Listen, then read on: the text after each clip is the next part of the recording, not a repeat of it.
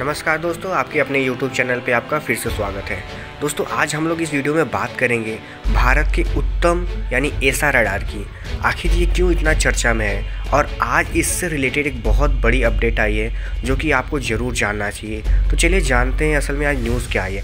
दरअसल दोस्तों, आपको पता ही होगा, भारतीय वायुसेना हो, चाहे नेवी हो, चाहे एयरफोर्स हो, उनके पास रडार्स की हमेशा से कमी रही है। खासकर ऐसे रडार जो कि यूएवी या फिर आप कह लीजिए कि ड्रोन्स वगैरह को ट्रैक करने और उनको मॉनिटर करके डिस्ट्रॉय करने में मदद करे। ऐसे रडार की भारत के पास बहुत बड़ी कमी थी और इसी के चलते भारतीय वायुसेना और नेवी और यहाँ कह लीजिए कि आपकी एयरफोर्स जो थे, ये अक्सर ऐसी चीज़ों के लिए बहुत शिकायतें करते थे।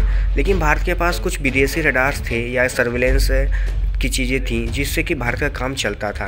लेकिन अब भारतीय सेना के पास एक स्वदेशी और भारत में निर्मित ही एक ऐसा रडार बनने वाला है जिसके बारे में आज हम आपको न्यूज़ देंगे। दरअसल ये न्यूज़ है भारत के उत्तम यानी एसा रडार की। दरअसल इस एजेंसियों की तरफ से ये न्यूज़ निकल के आई है कि ये जो एसा रडार का जो टेस्टिंग था एयर टू एयर वेरिएंट का, वो लगभग कंप्लीट हो चुका है और भारत इसको तैयारी कर रहा है कि जल्द से जल्द जिसका जो नेवल वर्जन है और जो आर्मी वर्जन है यानी एयर टू ग्राउंड एयर और एयर टू नेवी के लिए यानी कि सी के लिए, उसको भी टेस्ट करे ताकि भारत इन तीनों जगहों पे अपना डोमिनेंस बना सके। अब आपको जानकर ये थोड़ा क्वेश्चन जैसा लगता होगा कि आखिर भारत को इन सब चीज़ों के इतने फ़ायदे क्यों होंगे, जबकि भारत के पास अच्छे फाइटर क्राफ्ट हैं और भी बहुत सी चीज़ें हैं जो कि सर्वेलेंस के लिए भारत यूज़ करता है। तो आपको बता दें कि ये चलते फिरते रडार होते हैं जो कि किसी भी फाइटर क्राफ्ट में माउंट हो जाते हैं, जैसे कि आपके तेजस हुए, सुखोई हुए, MiG-29 के MKI। तो ऐसे जब चलते फिरते फाइटर क्राफ्ट में ये माउंट होते हैं तो इनकी कैपेसिटी और इनके काम करने का जो रेंज होता है वो काफ़ी बढ़ जाता है और वो ज़मीन पे किसी जगह पर पड़े हुए रडार के मुकाबले कहीं ज़्यादा अच्छे से परफॉर्मेंस दे पाते हैं और सटीक जानकारियाँ दे पाते हैं। अब इससे हमें दो फायदे होंगे। एक तो ये कि हम अपने बॉर्डर्स यानी कि पाकिस्तान और चाइना से जितनी बॉर्डर्स लगती हैं उनको और अच्छे से ट्रैक कर सकेंगे ताकि उधर से आने वाले किसी भी एरियल व्हीकल को अच्छे से ट्रैक करके उसको समय से डिस्ट्रॉय कर सकें। अब आपको ये तो पता ही होगा कि भारत के पास अगर इस समय सबसे बड़ा खतरा कोई मंडरा रहा है तो वो फिलहाल ड्रोन हमले का ही है, चाहे वो चीन से हो चाहे पाकिस्तान से हो। ऐसे में ड्रोन्स को ट्रैक करना ज़मीन से बहुत मुश्किल होता है क्योंकि वो छोटे होते हैं और पहाड़ी वाले इलाकों में काफ़ी चोरी छुप के एंटर कर जाते हैं। लेकिन अगर आपके पास कोई एयर टू एयर रडार है जो कि काफ़ी ऊंचाई से ट्रैक कर सकता हो तो वो काफ़ी मदद करेगा।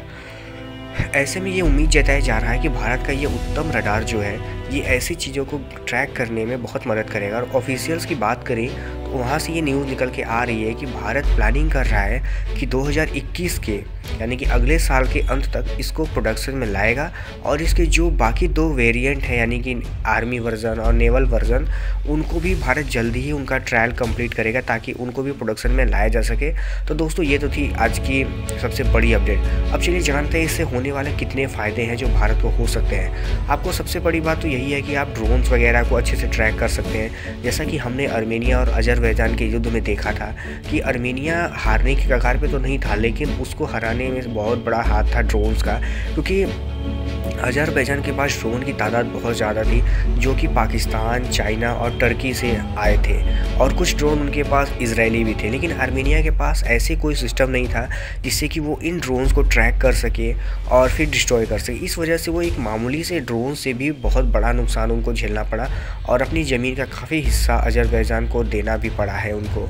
तो दोस्तों, इसके लिए भारत के पास अभी कोई ऐसा विकल्प तो नहीं था, लेकिन अगर भारत इस दिशा में कदम आगे भी ऐसे ही बढ़ाते रहा ताकि वो जितने भी एरियल व्हीकल्स होते हैं, चाहे वो फाइटर क्राफ्ट हो या ड्रोन्स हो, अगर ऐसी चीज़ों पे भारत अपने काम करता है तो आने वाले समय में हम ये उम्मीद लगा सकते हैं कि भारत चाइना और टर्की से बनने वाले जो ड्रोन जो कि पाकिस्तान को सीधे ट्रांसफ़र हो जाते हैं, ऐसे खतरे को आसानी से निपटा सकेगा। क्योंकि दोस्तों, हमारे ऊपर खतरा बड़े परमाणु युद्ध का या फिर बड़े फाइटर क्राफ्ट का नहीं है, क्योंकि हमारे जो पड़ोसी देश हैं उनके पास ऐसे बहुत से हथियार नहीं हैं जो भारत को या तो अभी है या फिर आगे मिल सकेंगे। लेकिन उनके पास ये छोटे हथियार ड्रोन्स जैसे अभी भी हैं और आगे भी मिलते रहेंगे, तो हमें खतरा उन्हीं से है।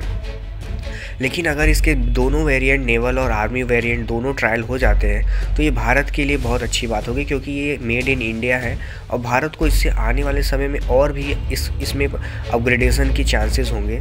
तो मुझे तो ये न्यूज़ बहुत अच्छा लगा। दोस्तों, आपको क्या लगता है भारत की ये कितने काम आएगा और इससे हमारी आर्मी और नेवी को क्या फ़ायदा होगा? आप अपनी राय मुझे कमेंट बॉक्स में ज़रूर बताइएगा।